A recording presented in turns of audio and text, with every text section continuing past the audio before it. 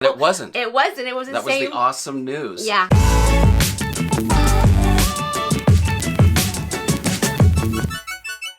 Hey, Las Vegas friends. It's Jay and Kay with my super craptastic hair, which is everybody's problem, but deal. We're gonna do this again? Do this again? Well, I mean, everybody's like, okay, even you guys know that you're at the store wearing hats when you usually don't wear hats, and women are wearing hats, and I don't have that many hats because I'm not a hat person, so... You aren't a hat person. I'm just not... right. Thank you. Yeah, right.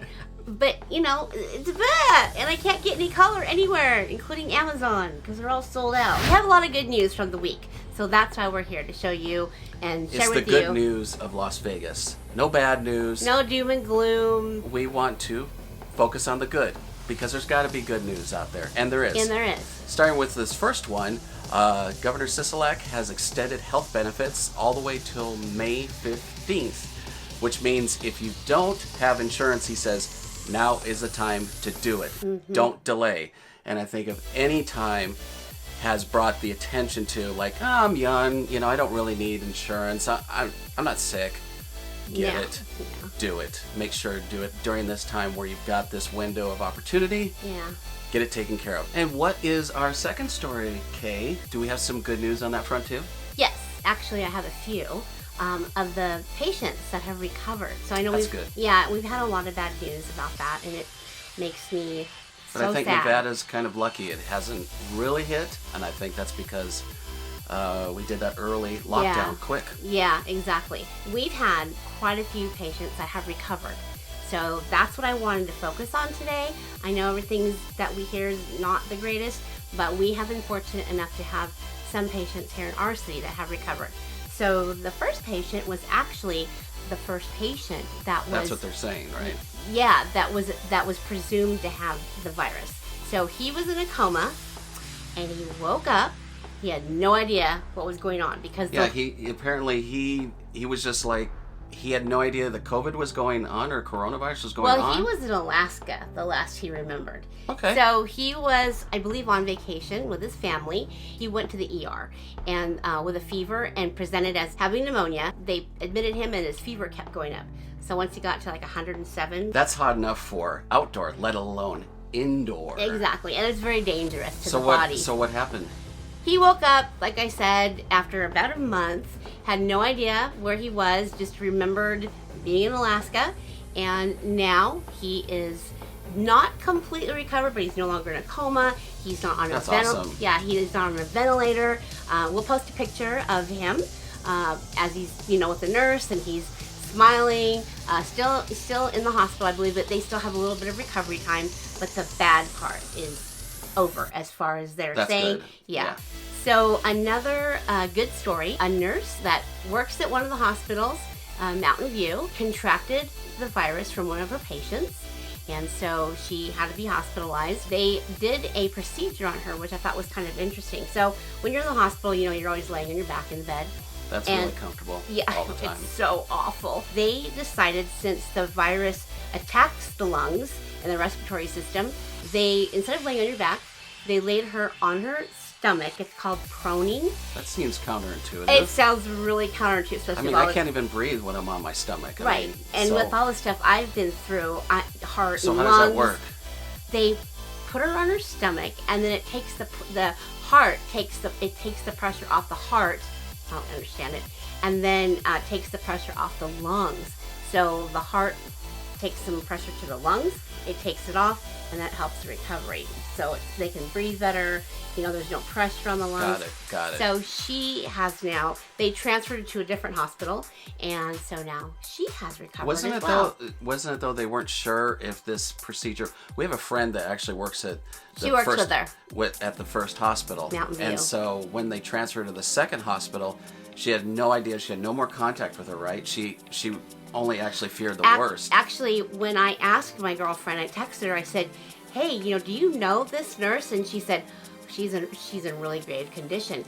And I was a little confused. I thought, wait a minute. You just read that story, yeah, and you're like, there's no way this could be the same. Excited. There's no way this could be the same thing because this person is like 100% recovered. Yeah, and Deb said, no, I think we're talking about two different people. So And it wasn't. It wasn't. It was the That same. was the awesome news. Yeah, So she they was- yeah. 100% recovered, right? Pretty much. That's So what they're saying. Another good story here from Las Vegas. Yes. And another recovery. Great story. Like, yay! So happy to see that. All right, guys, our next story is about Boulder City, which is a little town that's just outside of Las Vegas. We have 3 veterans that were diagnosed, were treated, and now those 3 patients have come out of it. But what's really good about this is what are people encouraged to do for the veterans So there? cute. Now that they're out of isolation, you can record 1-minute videos since they are veterans, and a lot of people have been doing this in our city. Thank you for your service. I hope you're doing well. 1-minute little messages. And we'll put the email address, even if you don't live here. Right. Just send them a message of encouragement and say thank you for your service. And besides people, also, what are they doing? People, children, dogs, cats, They're their sending pets. pet videos. So if you would like to do this, I'm sure they'd be very happy to see this. So we got the email on the screen if you'd like to do that and send your well wishes to those veterans. But They the would good really news love it, is yeah. that they are doing well. More cheers, yay! And another fantastic story of our community here. Coming together. Yes, and actually this woman lives in our community, as in our neighborhood, and that's what I thought was really, really great news, because she's doing so much hard work. So, to make it short, she had posted on the app Nextdoor. I don't know who has that. It's a really big thing here, but a lot of people are helping out on that app. It's ridiculously, I don't know, I haven't seen so many people come together like they have with this going on. People shopping for each other, just everything. And also shopping each other's refrigerators. Oh my gosh, it's been so wonderful. It's like, well, you have I a have little... too much milk and I have too much bread. Yeah. So let's swap. Yeah, well, we've done it. It's fantastic. So this woman here, she had posted on the Nextdoor app about who needs masks. She would like to help out whoever needs masks. And of course, everybody responded. They would like a mask. They need a, there's families that have children that are immunosuppressed, or they have their parents living with them. And so they said, I could really use one. So she got to sewing. So how they were saying that you can use the fabric masks for right now. Anything you can. Yeah, Bandanas, whatever. bandana. So how many did she make? she made 100 to begin with. As she said, not everyone has access to them. Some people are shut in or afraid to go out or have a condition that prevents them from going out. So she is saying now, as long as I have the materials, I will continue to make them. That's awesome. It's very, very awesome that people are just doing it because they want to, not because they're getting paid, not because of anything. It's everybody coming together. And on that same tip, we have a 14-year-old, Alexis Scott, received the honor of the day for making about a total of 150 masks, distributing them through various hospitals here in the Valley, and working 40 hours in a week. Good job on you, Alexis. Very, very good. Thank you. Anyway, folks, this is going to do it for this good news of the day. This is Jay and Kay, and we invite you to subscribe to our channel if you like it, and also give us a big thumbs up. Also, turn on the notification bells so you'll be alerted every time we post a new video or go live. And leave us a comment below and let us know what your favorite story is. We'll leave all the links in the description box below. That's going to do it for us today, Las Vegas friends. Until the next time, for more good news, stay tuned and subscribe. See ya, folks. Bye. Bye.